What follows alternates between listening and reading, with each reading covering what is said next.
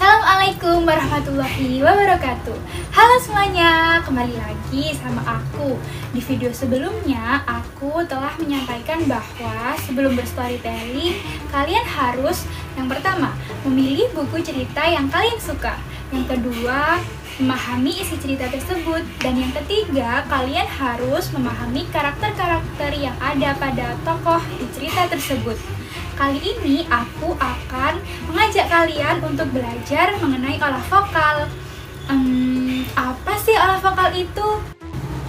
Olah vokal adalah kegiatan memahami karakter-karakter suara pada tokoh yang ada di dalam cerita kalian. Contohnya, suara gajah yang suaranya besar, atau suara semut yang suaranya kecil. Dalam suatu cerita pasti terdapat lebih dari satu tokoh kan? Jadi kalian harus belajar untuk memahami suara-suara dari tokoh-tokoh tersebut. Artikulasi dan intonasi.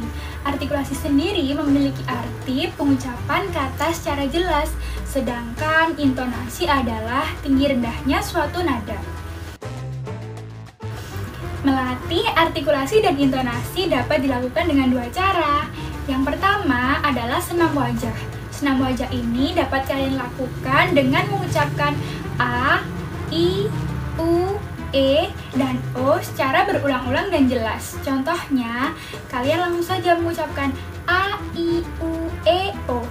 A, I, U, E, O. Lakukan itu secara berulang-ulang dan secara jelas ya, agar artikulasi yang kalian miliki dapat lebih bagus daripada sebelumnya. Yang kedua yaitu humming. Humming adalah melantunkan nada dengan mulut tertutup. Gimana ya caranya? Kalian biasa mengenal humming itu dengan bersenandung. Contohnya seperti ini nih. Jadi, kalian bisa mengatur tinggi, rendahnya nada yang kalian keluarkan. Lalu, selanjutnya aku akan mengenalkan 3 suara yang ada di dalam storytelling. Yang pertama, yaitu suara kecil. Suara kecil seperti suara anak kecil, suara semut, suara binatang kecil lainnya, atau suara-suara benda yang berukuran kecil. Contoh suara anak kecil saat meminta permen kepada ibunya. Mami, aku mau minta permen itu. Lalu yang kedua, ada suara narasi. Suara narasi adalah suara asli dari kalian sendiri, selaku narator dari cerita tersebut. Dan yang terakhir, yaitu yang ketiga, adalah suara besar. Suara besar ini contohnya yaitu suara gajah, suara harimau, suara hewan besar, suara orang dewasa, atau suara benda-benda besar lainnya. Contohnya saat harimau yang kelaparan. Sudah dari tadi aku tidak melihat mangsa. Nah, itu tadi suara-suara yang ada di dalam storytelling. Siapa nih dari kalian yang bisa menirukan suara kecil dan suara besar? Ayo angkat tangannya. Nah, setelah kalian lihat video ini, tentunya kalian lebih paham mengenai cara-cara berstorytelling kan?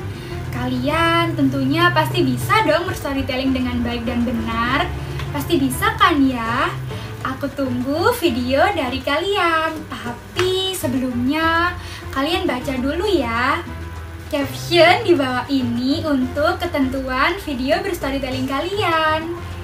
Jangan lupa follow, like, komen, dan share postingan-postingan terbaru dari Instagram Perpustakaan SDN Rungkut Mangala 1 Surabaya.